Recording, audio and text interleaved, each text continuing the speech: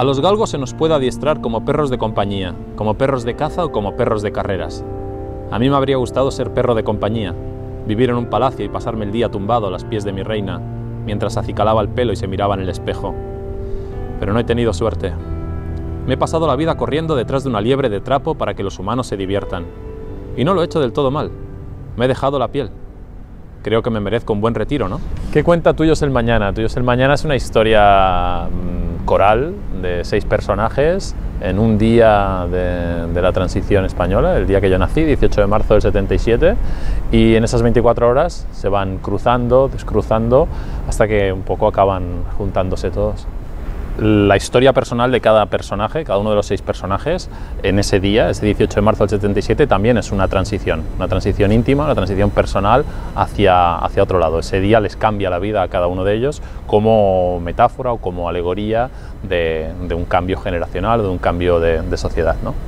A la hora de ponerme a escribir necesito algún elemento, llamémoslo biográfico, autobiográfico, algo que relacione el texto que estoy escribiendo conmigo para traérmelo a mi terreno, para hacérmelo mío, para hacérmelo personal, pero a partir de ahí lo que me gusta es explicar la vida de otros personajes, ¿no?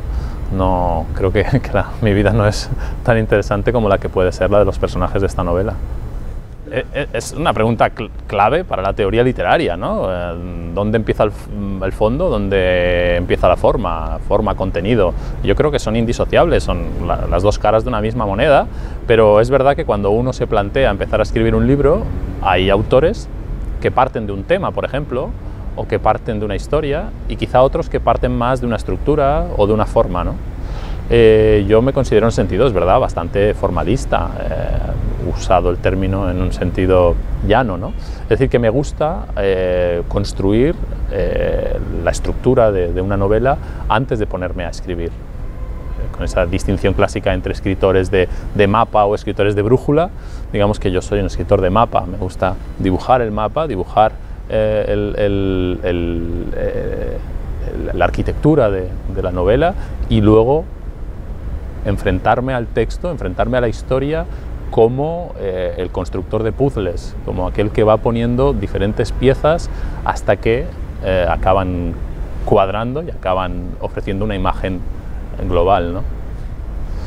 Sí, yo empecé a escribir, y no sé si eso tiene que ver con la forma, con una máquina de escribir, ¿no? Que luego abandoné enseguida a los 18 años para empezar a escribir con un ordenador, y sobre todo empecé a escribir porque hubo un tal Julio Cortázar o un tal Jorge Luis Borges que me hicieron descubrir que la literatura podía ser mucho más que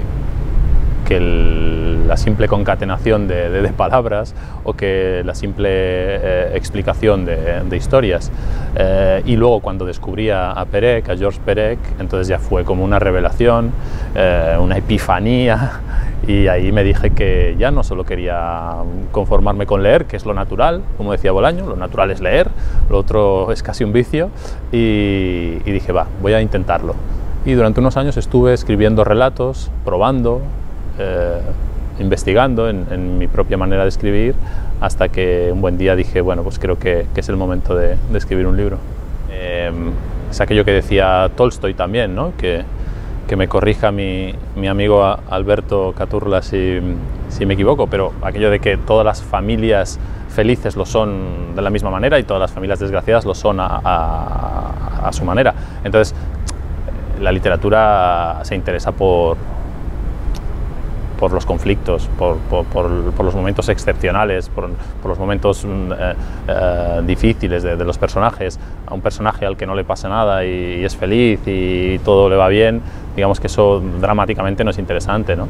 Entonces supongo que las historias que nos llaman, o que por lo menos a mí me han llamado la atención, son aquellas historias en las que los personajes se encuentran en una diatriba, en un conflicto, en un momento difícil, y en el cual, por ejemplo, en el caso del anarquista, una persona o un personaje que no es un héroe puede cometer una heroicidad en un momento determinado. Yo creo que eso es lo que más me interesa, ¿no? Las personas normales que de repente salen de su normalidad.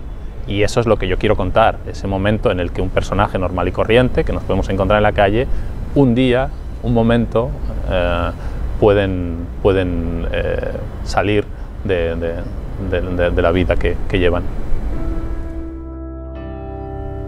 He oído decir que en Bélgica hay casas de acogida. No sé muy bien dónde está Bélgica, pero sé que no se llega en barco. No necesito más. Una casa con niños. Me gustan los niños porque son como nosotros. Una casa con jardín, o un piso, me da igual. Pero que no haya pulgas, por favor, que no haya pulgas. Una familia para mí. Un padre trabajador que me lleve al campo los domingos. Una madre cariñosa que me quite las garrapatas. Un niño que me haga trastadas. Una niña que me cuente sus secretos. Un vecino con una perrita que pueda devolverme el apetito perdido. ¿Para qué, si no, tanto sacrificio? ¿Para seguir corriendo hasta el final de mis días? Dicen que es mejor ser un perro de carrera que un perro de carretera. Pero a veces tengo mis dudas, porque ¿de qué sirve correr si es para dar vueltas en redondo?